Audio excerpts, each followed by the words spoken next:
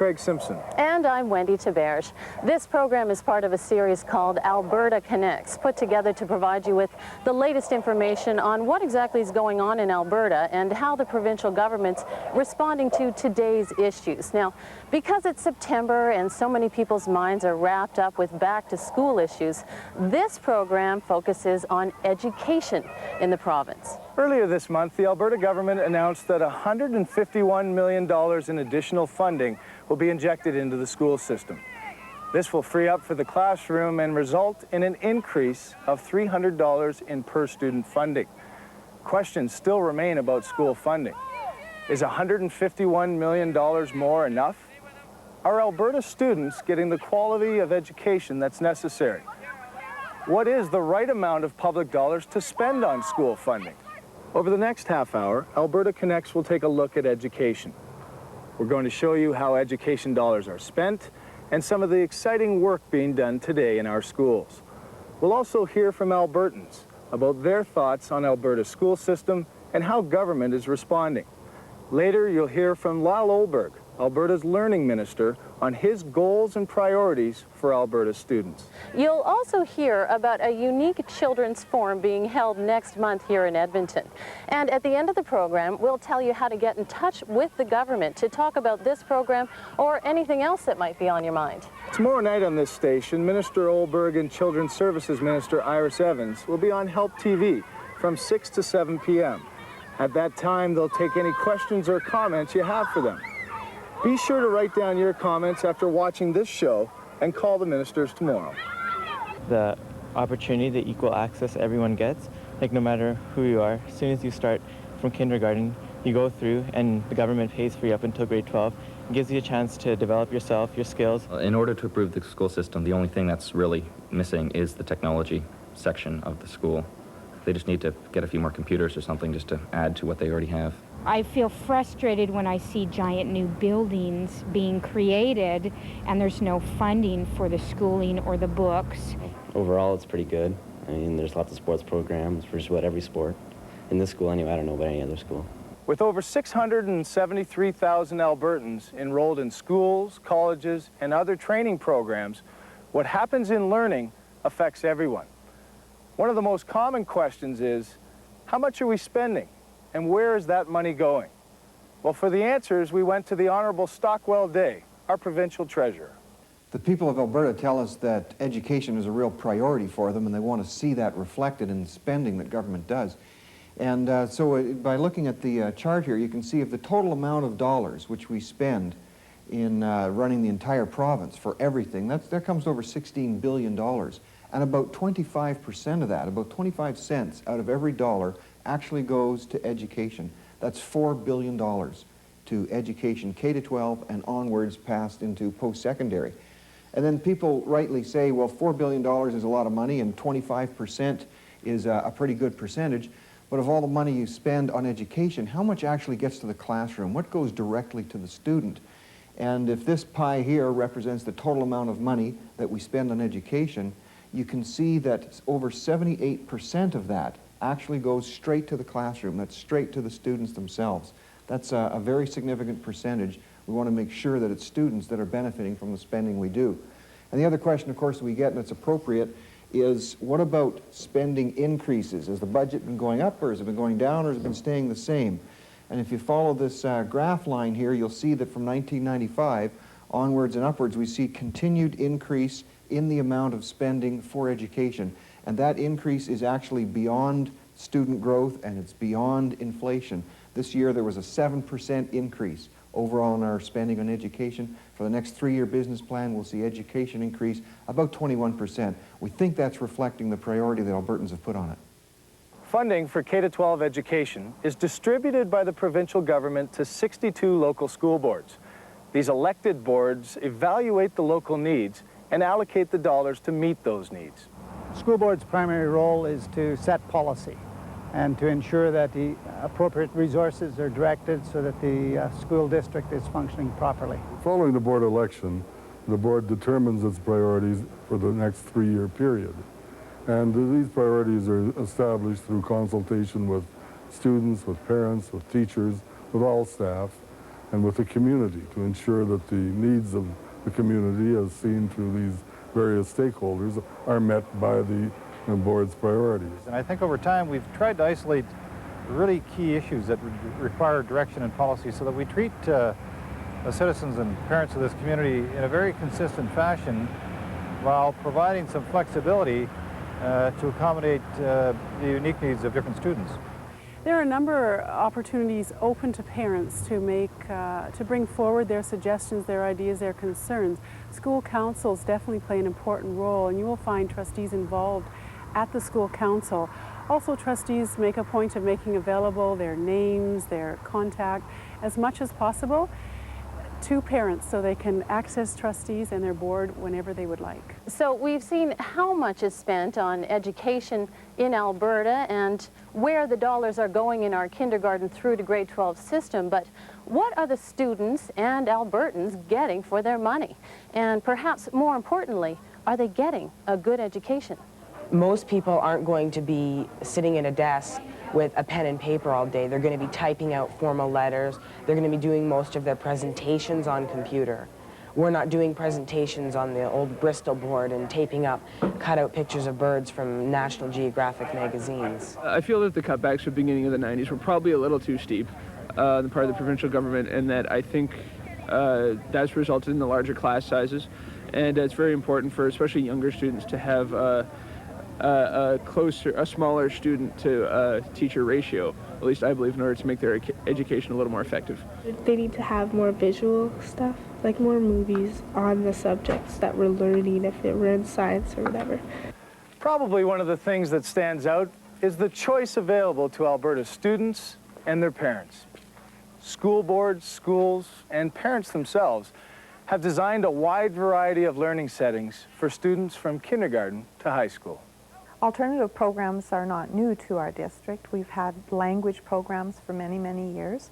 And probably since about 1995, we've expanded the number of alternative programs within the district. And Kokoto is one such alternative where parents choose to send their child to this program because it fits philosophically with their values, what they'd like to see their child involved in. This program was seen as an alternative which provided a lot more structure for some of the children. So what we find is that many of the parents are considering the learning style of their child and are doing their homework by visiting a number of other schools, and so they choose this one because they think that the program fits the way their children learn. What's happening in this program is also positively impacting their self-esteem and character development, their attitude about education, their work ethic, and their personal management skills, and that's going to take them far. The Galileo Educational Network is a brand new, province-wide, not-for-profit association, and it is a group of business and education leaders from across Alberta who are interested in improving, in particular, opportunities for information communication technology education in schools. Home education for our family has meant that we have a lot of flexibility. I can spend a lot of time with the children. We've been really fortunate in the work that my husband does. We do a lot of traveling, so that's meant that we don't have time away from school and back in school, and in fact we incorporate that into their education as a really broad-based type of thing. Well, Carla became ill at about the age of a year and a half with epilepsy, and it's a relatively severe form of epilepsy that means that she typically has very prolonged and violent seizures, and she's had quite a number of them which have required her to be hospitalized on 18 different occasions for anywhere up to 2 or 3 weeks at a time. So she's had a lot of difficulty in terms of her early development. From what we see, everybody seems to be happy, and Carla's the biggest indicator. Carla seems comfortable and happy with her class and has made excellent progress every year with support, and that's what we're looking for. There aren't a lot of choices for children of Carla's description, but there were a couple of possibilities that we looked at. Some of them are more along the line of a private school education. but we did make the choice to keep her in her community and to avail ourselves of the services that were available through the Elk Island system, and we're glad that we did. I think we've worked really hard at Elk Island over the last few years to meet the needs of all our students and have developed a range of services for them, from more segregated classrooms for parents that choose that option, right to a setting like Carla has in a fully integrated setting in the community school, and putting all the students on individual programs and working really hard with parents, I think, is the key here. And keeping the children as the center. They're our focus. We want them to have the best program we can offer. Programs throughout the school jurisdictions in Alberta range from very gifted programs for children, for example, international baccalaureate programs, where there's university integration with a number of courses already, to a school, for example, like the Nellie McClung School. There are sports programs, there are different programs, religious-based. The Logos program is an alternative. There's a really wide range, as well as tech prep, for example, in Red Deer, a lot of career and technology studies types of programs. It's a huge list of programs that are now available, a lot of choice.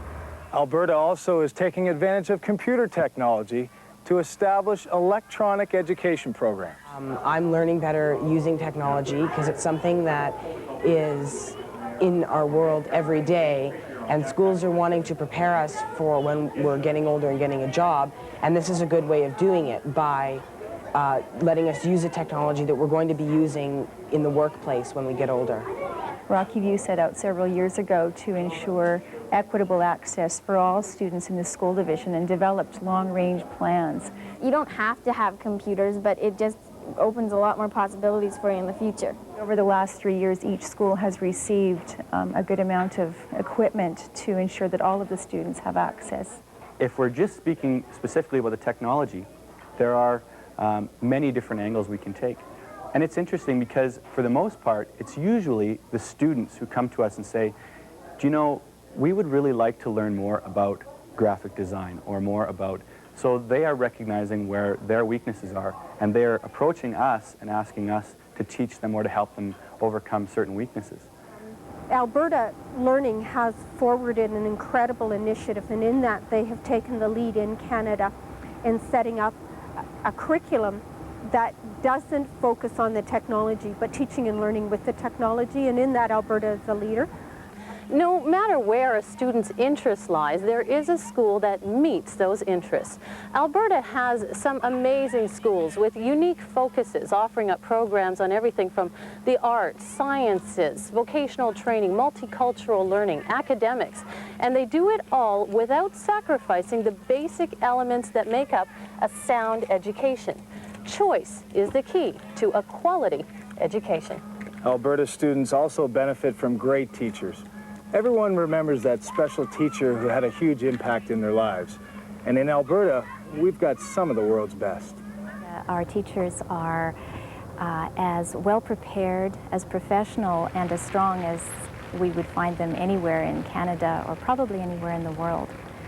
I think teachers as a profession have had and continue to have probably the most difficult and responsible work to do, because the young people in their care now seem to depend on them for so much more than just academic learning. They often are into areas of social work and psychiatry and medicine, and they just have so much responsibility. One of the issues about schools we hear a lot about is classroom size. Do we have enough schools, enough classrooms, enough resources to meet the needs of our children? As families move to and grow in outlying areas, can the demands for schools be met without closing underused schools in established neighborhoods? Edmonton Public tries to reach out to the community to find a number of other ways in which we can use a space that is additional space within our schools. For example, we have in Jasper Place Composite High School, we have some space, and so we use artists in residence there. In that same school, for example, we have a daycare that operates. Well, back in 1990, our agency was faced with looking for another location, and Jasper Place High School was approached, and they happened to have a space empty, the wing that we are occupying right now. So it has been a very enriching location for us, as well as for the school. Working very much in partnership with the school. We are formally involved in supporting some of their programs. One of them would be providing field placement for their work experience students. Another way would be of providing placements for students who attend community and health development course.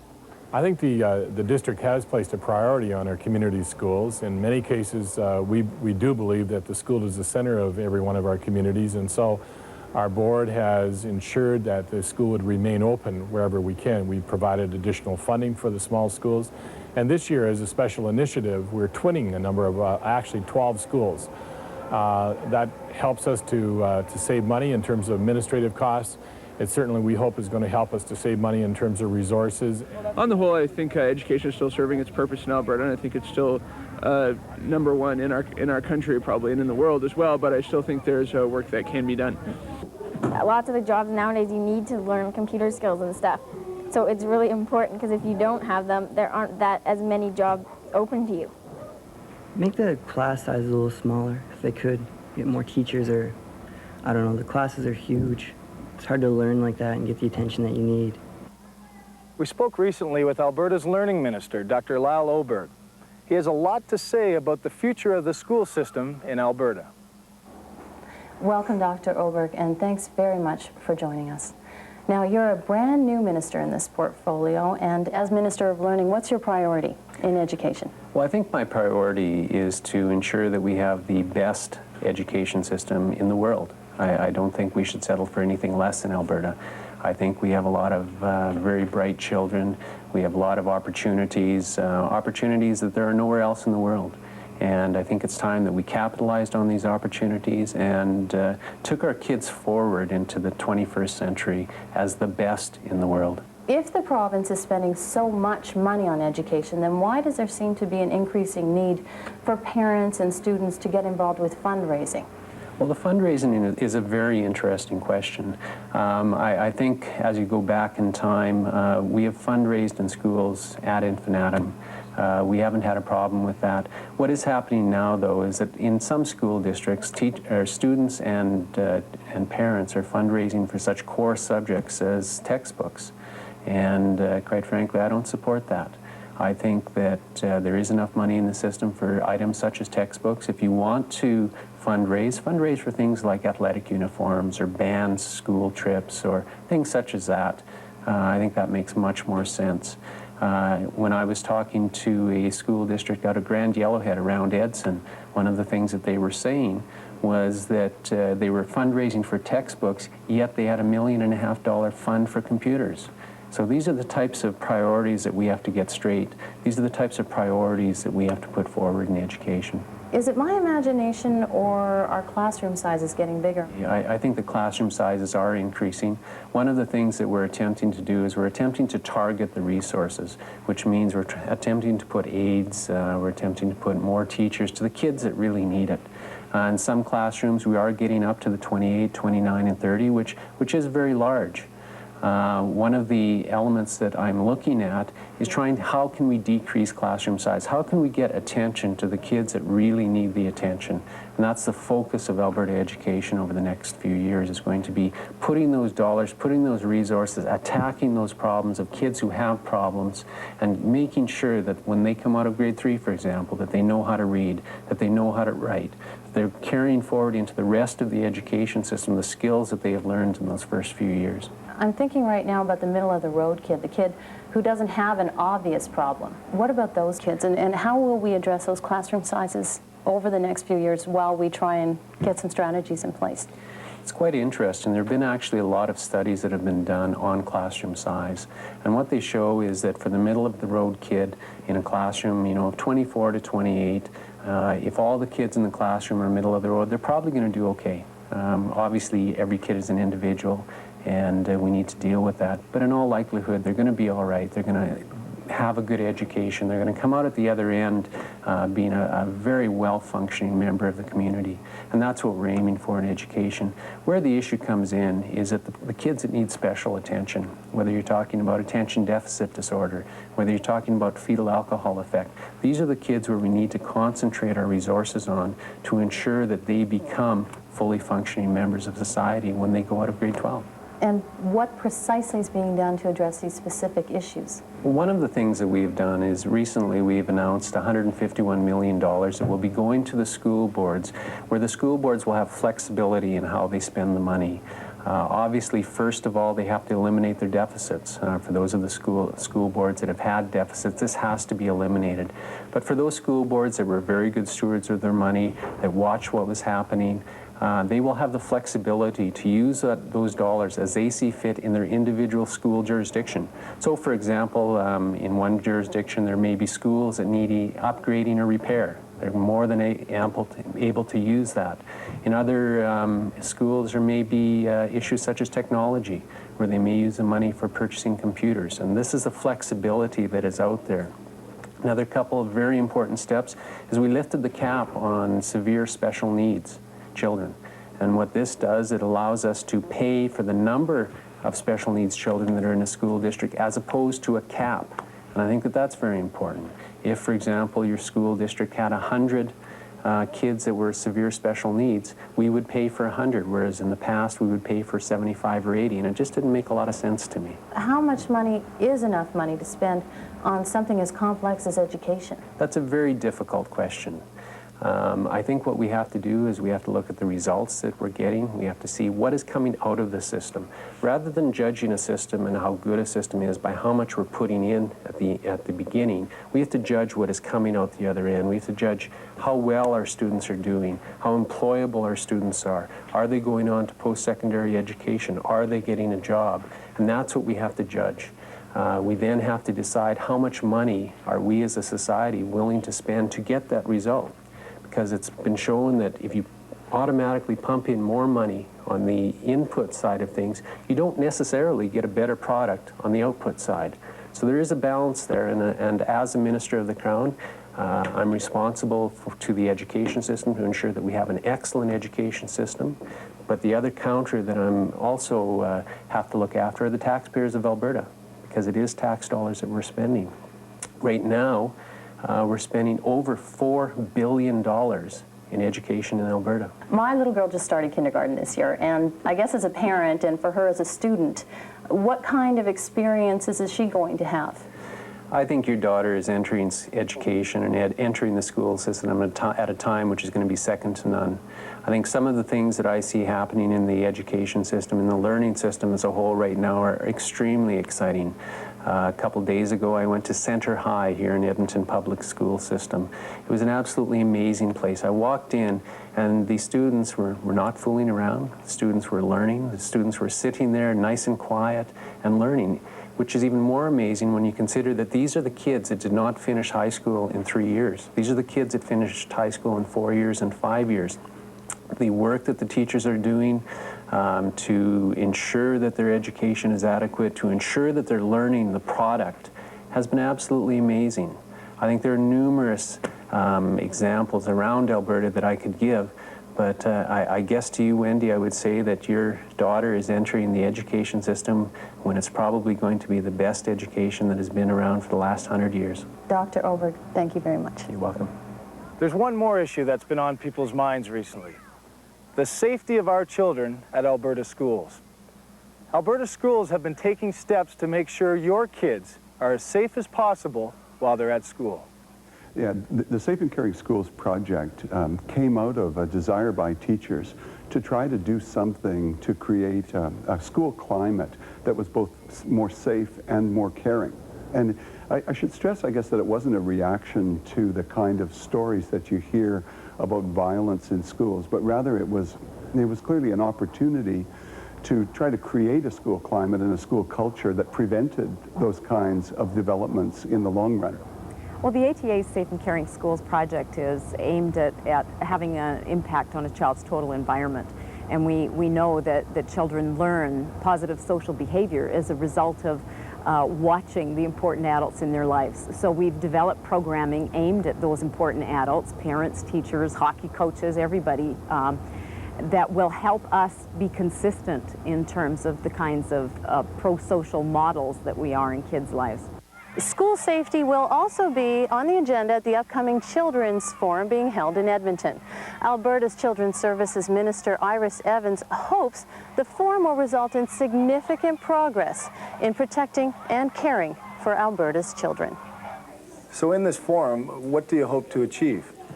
I think we're looking for solutions, we're looking for answers. You know, over 12,000 Albertans came forward, talked over the last 3 years about the importance of having community-based services. We've got 18 children's authorities in Alberta that are working hard at the community level to find solutions. And what we hope by bringing people together is to get a really clear picture of what we should do to understand what the needs are and what the solutions can be.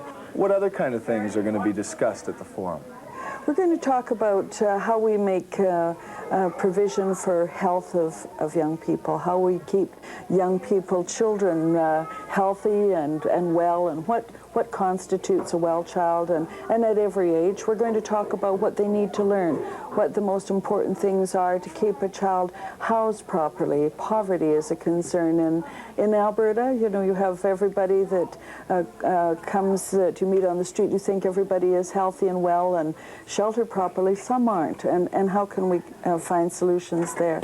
We're going to talk about the things that affect children and families when they're into substance abuse, and there's a lot more of that than we want to think about and want to know about. So all of those various channels of discussion will take place, and the bottom line is we hope that Albertans will submit their ideas, call us on a toll-free line, give us some written feedback, either write directly to the Children's Forum or come in and take a look at the Community Showcase. We'll have a lot of demonstrated good programs that are already happening out in Alberta, and get the feedback from Alberta. Tell us what you think should be done. It sounds like there'll be a lot to talk about. Will Albertans get a chance to learn more about student safety and security at our schools? That's an important issue, and I think in April when we had that tragic incident in Tabor and the loss of the life and another student critically injured, the violence, crime, and safety in communities will be one of the key areas that we'll talk about. We're going to try and discover what we could have done, what we can learn from that incident. For those not taking part in the forum, there'll be an opportunity for them to be a part of the discussions as well as finding out the results. Yes, they will, Craig. We're having an online children's forum. We'll be able to discuss issues like violence and safety, crime, how we make our communities safer yet. They'll be able to go online and talk either from their home, their school library, the library downtown.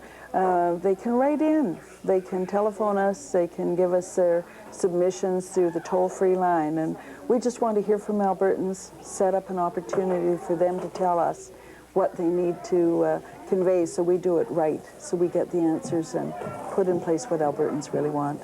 Well, thank you very much for your time and good luck with the forum. Thank you very much. Appreciate that. That's a lot of information about Alberta schools. You've heard how much is being spent on education, you've seen where some of those dollars go, and you've been given some information about what Albertans are getting for their investment. Now, some of you may have some questions based on what you've just seen, or even just some general feedback to pass along to the provincial government. To comment on this program or on any other provincial government issue, please feel free to contact us at our Alberta Connects website or our toll-free number.